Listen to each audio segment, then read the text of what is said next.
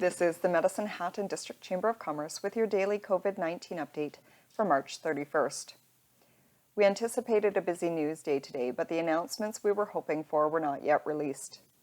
What we did hear is that the Government of Canada has signed new procurement agreements with Canadian companies to purchase and boost capacity to manufacture equipment and supplies, including portable ventilators, surgical masks, and rapid testing kits. The government has ordered millions of supplies to ease the pressure on healthcare facilities and has also signed letters of intent with 5 companies to produce additional test kits, hand sanitizer, and protective apparel, including masks and gowns. In addition, to align with new federal rules under the Quarantine Act, Albertans under mandatory self-isolation are now required to remain inside and can only go for walks on their own property, such as their backyard, for the duration of their self-isolation. People can no longer go for walks in their neighborhoods or through parks until their self-isolation period ends, and people who live in apartment buildings or high-rises must stay inside and cannot use the elevators or stairwells to go outside. This applies to everyone in mandatory self-isolation, both those who are feeling well and those who have symptoms of COVID-19, including cough, fever, shortness of breath, or a runny nose. Albertans are legally required to self-isolate for 14 days if they have returned from travel outside of Canada after March 12th, or a close contact of a person who tested positive for COVID-19. Alberta Health Services is partnering with a Canadian technology company to provide rapid testing for COVID-19 for Alberta.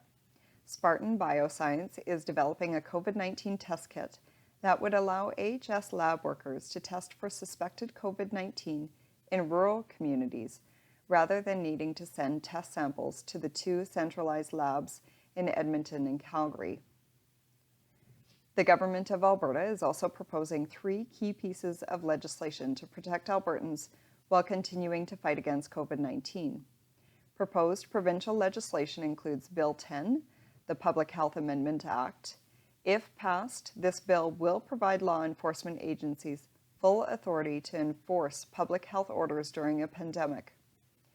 Bill 10, the Tenancy Statutes Amendment Act.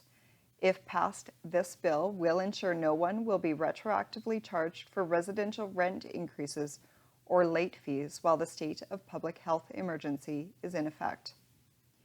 In addition to debating these bills, the government is proposing Bill 12, the Liabilities Management Statutes Amendment Act.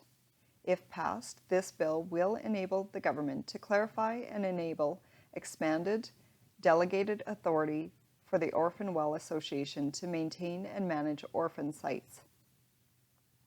We have some new resources on our website, including insolvency services.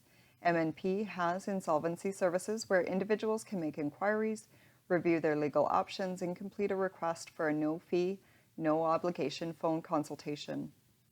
In addition, the International Chamber of Commerce has outlined a roadmap for G20 countries and has provided a letter to the G20 trade ministers to provide recommendations and steps to fight the COVID-19 pandemic and limit its economic effects. There's new webinars as well that have been posted to our website, so we invite you to log on to medicinehatchamber.com and make sure that you're sharing your stories with us so that we can share those as well. Take care, and we'll talk soon.